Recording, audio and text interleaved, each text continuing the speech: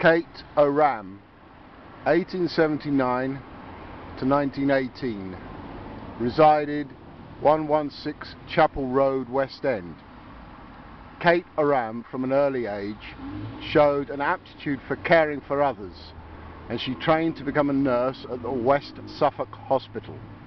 In her nursing career, she nursed Florence Nightingale in her declining years, up to her death.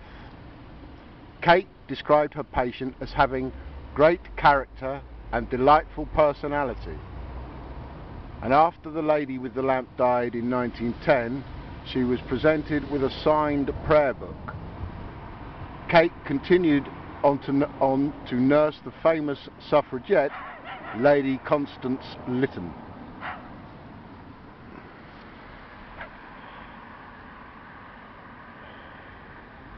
Only 39 when she died.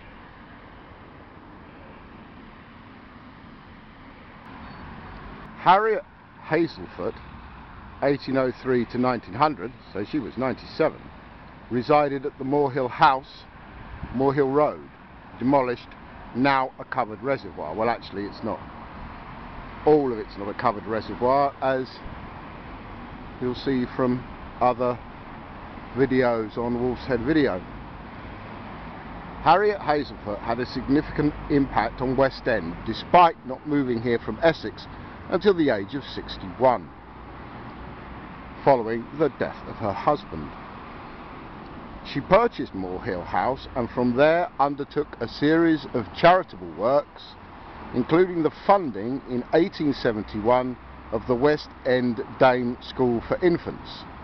She made significant financial contributions towards the building of St James's Church in West End, video of which will appear on Wolf's Head Video at some point, and St John's Church in Hedge End. In 1894, she commissioned a reading room for the parish that also provided accommodation for a working men's club, and in 1897 donated land for a new vicarage. Well, this lady was definitely a philanthropist and a British Liberal. She frequently made donations to the Relief Fund for the poor. These are two very strong women characters here.